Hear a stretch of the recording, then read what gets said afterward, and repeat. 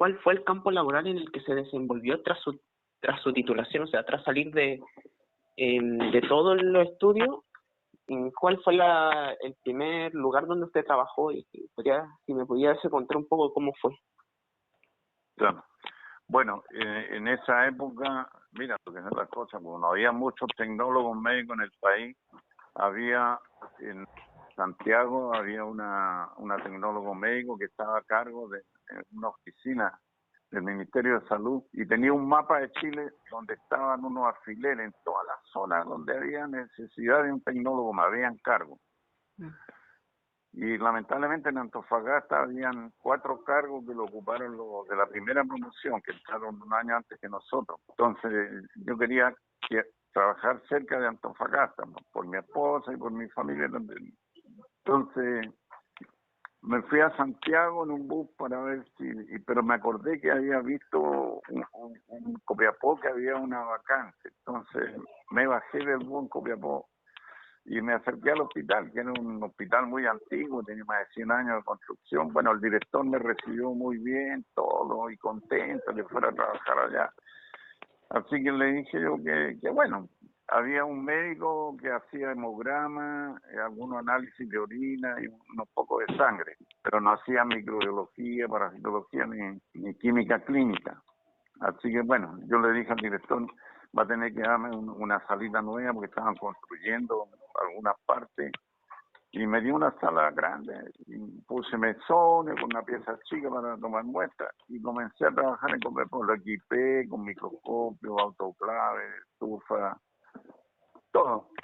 Y comencé a trabajar y ahí yo prácticamente solo porque no tenía nadie a quien consultarle. Entonces a veces llamaba a la colega de Antofagasta para estandarizar las técnicas y yo cuál era cómo lo habían hecho, en fin.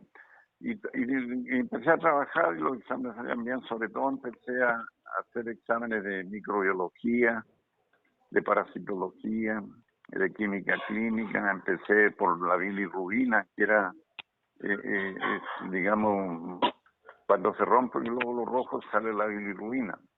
Y en los niños recién nacidos es un problema, a veces se produce lo que se llama la eritroblastosis fetal, y que la bilirrubina es tan grande que a veces muere el niño. Entonces había que hacerle recambio de sangre. Y como el Copiapó era un hospital pequeño, lo mandaban a Serena a hacer los recambios de sangre. Y no se hacía el examen eso. Entonces yo compré un fotocolorímetro en Santiago y con base a eso empecé a hacer bilirrubina. Así que ya empezaron a mermar los envíos a la Serena, apenas se ponía amarillito el niño, lo enviaban porque no se hacían examen. Entonces yo empecé a hacer ese examen ya cuando alcanzaban 20, no me acuerdo qué era la unidad ya, que digamos de ahí podía el niño poder morir. Entonces le enviaba recién a Serena. Entonces después se envió a un médico a hacer el recambio de sangre y se hizo todo. Incluso tenía la posibilidad de donar sangre porque generalmente los problemas de la eritroblastosis fetal era por RH. O sea, la mamá generalmente era RH negativo y el niño ese salía RH positivo, entonces por el cordón umbilical pasaba la sangre RH positiva a la madre y ella creaba anticuerpos anti-RH positivo y eso destruía los glóbulos rojos del niño. Entonces lo que hacían era hacerle un recambio de sangre con un RH negativo al niño, que es el RH positivo, porque el RH negativo no tiene antígenos. Entonces el niño recibía esa sangre y después iba formando su RH positivo. Así que también doné mucha sangre en Copiapó, así que tiene muy buenos recuerdos míos mucha gente. O sea, se podría decir que usted fue el pionero de la microbiología, de la investigación de enfermedades que allá sucedían, que la gente no sabía mucho porque no había material ni especialista. Usted llegó y marcó un punto de inicio en ese tema en ese pequeño hospital, ¿verdad? Claro, justamente ha dicho lo correcto. No se hacía investigación desde Arica hasta La Serena. Ya en Santiago había tecnólogos médicos que estaban trabajando en investigación. Pero era poca la investigación que se hacía. Entonces, la verdad que fue un gran desafío para nosotros hacer investigación porque no teníamos ningún referente. Por ejemplo, los colegas de Santiago tenían varios médicos ahí que eran famosos haciendo investigación, todos se podían consultarle, apoyarse en ellos. Lo mismo pasó en Valdivia, en Concepción. Pero acá en Antofagasta no hay una así investigación. Entonces nosotros fuimos los primeros que empezamos a hacer investigación, muy incipiente, pero empezamos a ir a presentar a congresos, ya empezaron a tomarnos en cuenta, nos invitaron a ser miembros de la sociedad científica y así empezamos a crecer. Y empezamos a publicar trabajo. Y una de las cosas que hicimos era invitar a profesores a que nos dieran clases de investigación, de distintas temáticas de la microbiología. Y a su vez nosotros íbamos a hacer estadías también al Instituto de Salud Pública, a algunas universidades. Y ahí fuimos aprendiendo y empezamos a hacer trabajos de investigación. No nos permitió conocer investigadores nacionales y extranjeros, con los cuales ya empezamos a hacer trabajos colaborativos. Y así tenemos publicaciones con el microbiólogo de fama mundial, porque si uno mira, nadie me creería que estoy publicando un trabajo con el doctor Fernando Vaquero, por ejemplo, que era uno de los top 10 de Europa. Me recuerdo que uno de mis alumnos que después estudió en magíster y entró como profesor, me decía, oiga, profe, pues la alegría que tengo de ver acá que estoy al lado de Fernando Vaquero. Bueno, eso pasa cuando ya uno empieza a tener un poquito de reconocimiento, tanto nacional como extranjero, y empiezan a valorar lo que uno hace, y te empiezan a ayudar, y qué sé yo, te ayudan a publicar, y te corrigen el inglés, y ahí va la cosa avanzando. ¿Cuál cree usted que ha sido su principal desafío en el área de investigación? No tenía tantos recursos en su momento, claro, no tenía profesionales. El gran desafío nuestro era hacer investigación sin tener recursos, sin tener nada. En esa época la universidad no daba dinero para hacer investigación, entonces con los pocos recursos que nos daban para la docencia, nosotros dejábamos algo para hacer investigación. Y ese desafío era que no teníamos, yo siempre le digo a la gente que no teníamos un buen árbol a que arrimarnos para que nos diera sombra, en el sentido de que no había ningún investigador acá que hiciera investigación para nosotros ir a tratar de trabajar con él. O es lo que yo le explico a los alumnos cuando ingresan y quieren dedicarse a la investigación más tarde, empezar al tiro, entrar en contacto con la gente que ya trabaja en investigación en la universidad. Entonces fue un gran desafío para nosotros partir de cero. Pero después empezamos a publicar y ya nos empezaron a reconocer participando en los congresos.